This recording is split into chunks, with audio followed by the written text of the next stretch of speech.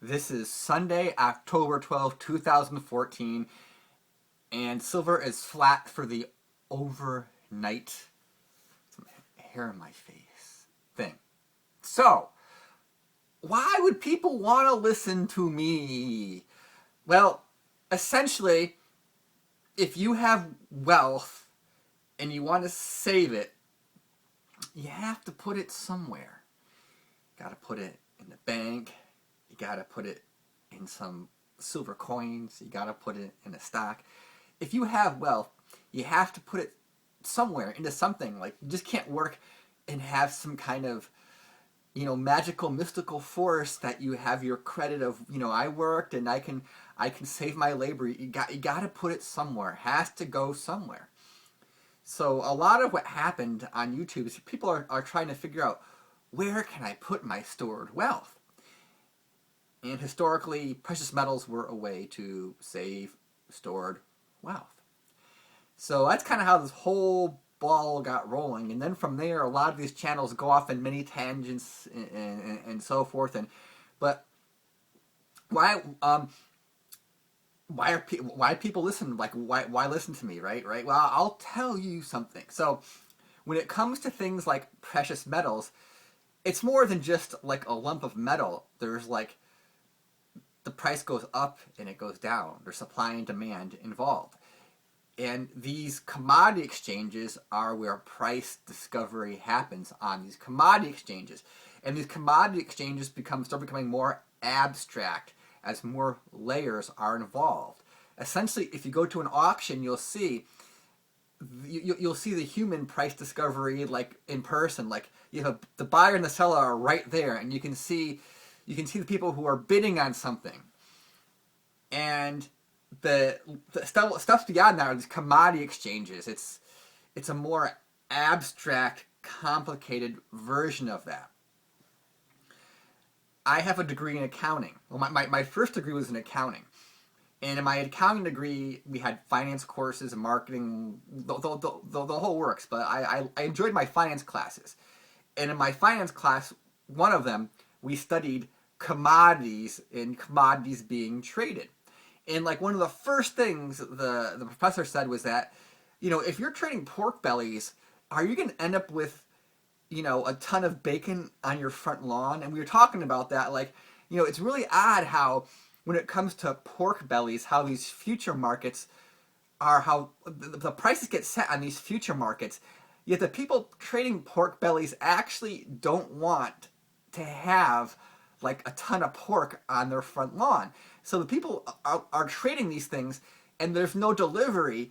And it makes you wonder, like, the price, how does that work? And it's not intuitive, but the fact of the matter is when people go to the supermarket, they can buy bacon. And they don't have to buy bacon. And the price of bacon fluctuates a little bit here and there depending on where you live. But essentially, this whole market where the prices discovered on the futures exchange, it seems really weird. And that was one of the first topics that we talked about in my finance class when we were talking about trading and futures contracts. And it's a really weird thing. And it's an abstract thing to understand, that how can the price for something be determined when there's actually no physical product being moved?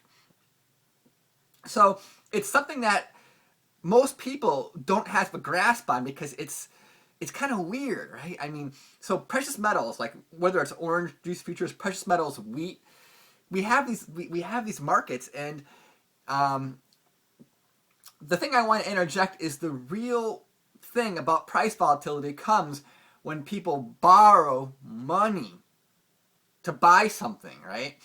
Because things work on supply and demand. When people are borrowing money, which is leverage, to buy something, they can send the price way up, right? So when you see these speculative bubbles in commodities, where people, if the price starts going up, you have speculators who hop on and they start buying on leverage, right? That's kind of like buying silver on a credit card, right? When silver was flying high a few years ago, more than one YouTuber said that you should go out and max out your credit cards with silver. And that is using leverage. It's a crude way, but it's using leverage. The thing about that is eventually those credit cards have to be paid back. And paying back credit card means that you got to sell something pretty much, right? So when you see something that going like this on leverage, people are buying, they have to pay back, they got to sell something, and selling something, if that asset doesn't do this, some other asset could do that, right? So it's supply and demand. So what happens is a lot of people who they want to save like in silver or precious metals, and they see these big price fluctuations because it's not in a vacuum, right? The people who consider themselves stackers, they're not the only ones in this market. They're competing against a lot of other people in this market, people who just want to speculate for the short-term speculation. But if you really think about it, right, everything is a speculation because it's just the time frame, right? If you want to buy something and sell it 20 years later, I mean, that is still a trade. It's not a short-term trade, but it's a long-term trade. Why? Because you're making a trade with another person, right? You know, it's when people trade things amongst each other. This word trade is like kind of like a dirty word, it seems, because it's often used for people who are you know, doing short-term, you know, high leverage kind of thing. But I mean, everything is a trade. I mean, you go to the store and you trade your paper bills for orange juice. You just made a trade. You might not think about that way. So when I watch YouTube and see YouTube channels, right? So I had a lot of these advanced accounting classes, and the thing about a lot of these advanced accounting classes is, like, business majors had to take some accounting, right? Like a marketing major had to take accounting. Most of them hated the accounting class. Like they did take the intro to accounting, and they hated it because they hated these abstract concepts. They hated the abstract concepts combined with some boring math, combined with some other things, and they didn't like it. In fact, non-business majors, most of them really hated these accounting courses. So, but how does our system work? Well, essentially our banking system and monetary system is a giant accounting system. We live in a giant accounting system, right? That's central banks is a giant accounting system. So I can see why people kind of hate it. I mean, you might hate it on principle, you might hate it for many reasons, but it's a giant accounting system. And to really understand a lot of this monetary stuff, it requires a lot of abstract thinking. A few videos ago, I talked about this professor who was giving a lecture on how our system works. And some of my YouTube friends, one of my YouTube friends gave me a link, and it's abstract stuff.